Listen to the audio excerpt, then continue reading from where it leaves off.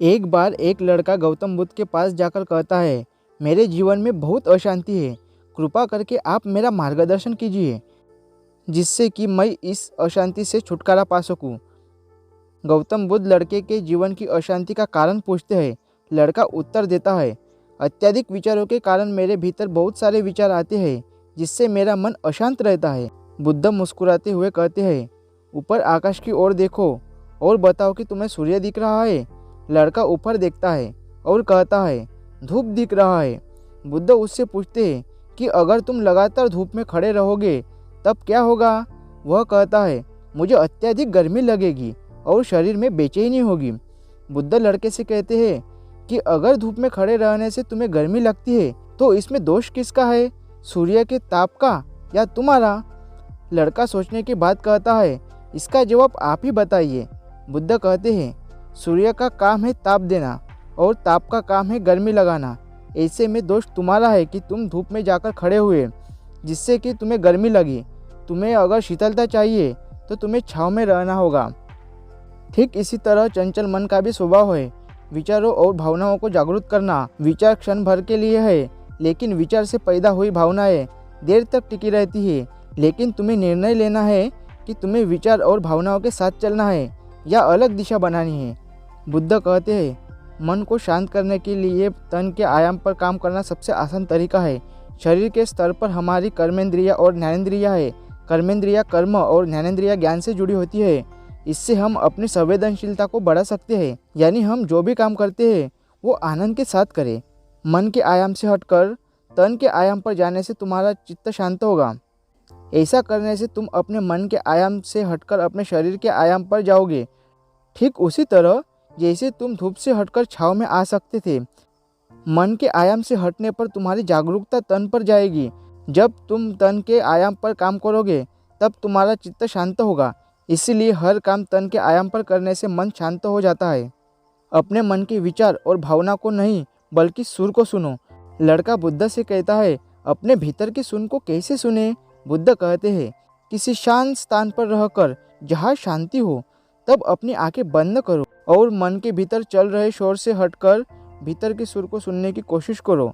सुर निरंतर चलता रहता है, लेकिन बाहर के शोर के कारण तुम अपने मन के भीतर चल रहे सुरों को नहीं सुन पाते। जब तुम अपने दोनों कानों को अपने हाथों से बंद कर दोगे तभी मन के सुर को सुन पाओगे। इस तरह तुम मन की अशांति को दूर जाओगे और तुम्हारा मन शांत हो जाएगा। हम जानते हैं कि हमें ज़्यादा सोचने की आदत रहती है, जो हमारे दिमाग को सही दिशा में ले जाने की जगह अलग अलग दिशा में ले जा सकती है, जिसको आप ओवरथिंकिंग कहते हैं। ये आदत आपको मुश्किल में डाल सकती है। ज़्यादा सोचने की आदत एक तरह की नकारात्मक आदत है जो कई तरह के स्वास्थ्य जोखिमों का भी कारण बन सकती है। आपने कभी ना कभी खुद को ओवरथिंकिंग करते हुए महसूस ज़रूर किया होगा। यही आदत धीरे धीरे व्यक्ति को गंभीर रूप से अपना शिकार बना सकती है और आप हर दिन नकारात्मक विचारों की ओर आकर्षित होते चले जाते हैं।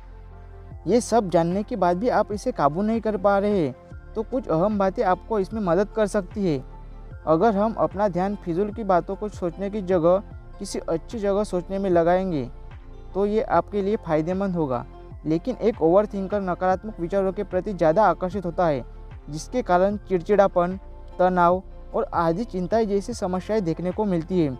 इस समस्या के लिए किसी तरह की दवा नहीं बनी, लेकिन इसको हम अपने दिमाग की शक्ति से कंट्रोल कर सकते हैं। जैसे खुद को चिंताओं से दूर करने की कोशिश करें। इसके लिए अपने मनपसंद कामों में व्यस्त हो जाए। खुद को नकारात्मक थिंकिंग से दूर करने की कोशिश करना चाहिए। सबसे पावरफुल तरीका है ओवर थिंकिंग से बचने का, यह है मेडिटेशन यानी योगा को हम करके हम ज़रूर इससे बाहर निकल सकते हैं। आप सबके मन में ये विचार ज़रूर आ रहा होगा कि मेडिटेशन यानी योगा हम कहाँ पर कर सकते हैं। तो इसका एक ही सिंपल उत्तर है, कहीं पर भी बैठकर आप मेडिटेशन कर सकते हैं, जहाँ पर शांति हो, शांत भरी जगह हो। चाहे घर पे भी आप शांत बैठकर इसे कर सकते हैं। इसके अलावा आप गहरी सांस लें और मन के गुब्बारों को बाहर निकालने की कोशिश करें। इसके साथ ही ये आपके दिमाग में चल रहे विचारों को दूर करने में मदद करेगा।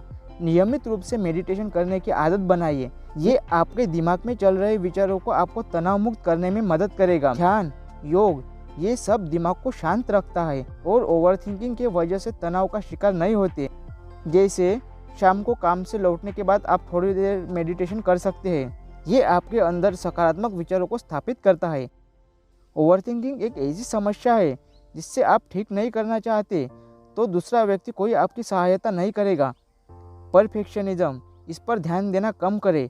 कई लोग ऐसे हैं जिनमें कोई चीज़ परफेक्टली करने की आदत होती है। ऐसे में अगर वो काम ठीक तरह से पूरा नहीं हो पाए तो वो खुद को दोषी ठहराते हैं और फिजूल की बातों को सोचते हुए ओवरथिंकिंग जैसी समस्या का शिकार हो जाते हैं।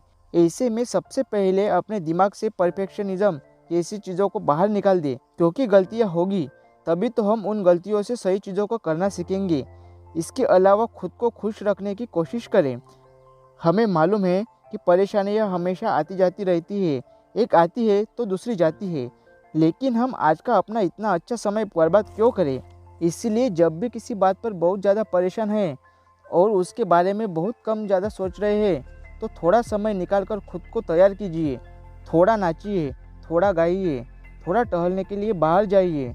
इतना अगर आप करेंगे तो आप उस पल के लिए आप अपनी समस्या को भूल जाएंगे और आगे क्या करना है इसके बारे में सोचेंगे। और सबसे ज़्यादा पास्ट में जो हुआ है उससे दूर रहना चाहिए, यानी बीती बातों को ज़्यादा ना सोचे। ऐसी बातें जो आपको दुख दे रही है, आपके व्यक्तित्व को नुकसान पहुंचा रही है, उनसे दूर रहना चाहिए और ऐसी बीती बातों को छोड़कर उन्हें पीछे छोड़ देना चाहिए, क्योंकि जो बीत गई सो बात गई। बीती बातें अपने आप में तनाव बढ़ा सकती है और साथ ही आपके काम करने की क्षमता पर असर डालती है। अब आप समझ रहे होंगे कि आपको क्या करना है। हाँ, एक बात हमेशा याद रखें, जीवन का हर एक पल आपके नियंत्रण में नहीं होता है। आपके नियंत्रण में तो सिर्फ अच्छी चीज़ें होती है और वो एक जीवन चक्र होता है जो आपके गति से घटता है और आप उसके साथ छेड़छाड़ नहीं कर सकते। इसीलिए जो भी हो रहा है उन्हें स्वीकार करें और पूरी हिम्मत के साथ अपने मन को मजबूत रखें। जैसी भी परिस्थितियाँ हो उसे अपने मन में बैठाकर खुद को परेशान करने की ज़रूरत नहीं। मन जितना आज़ाद पंछी बनकर आसमान में उड़ेगा, आप उतनी ही अच्छी सुकून भरी जिंदगी जियोगे।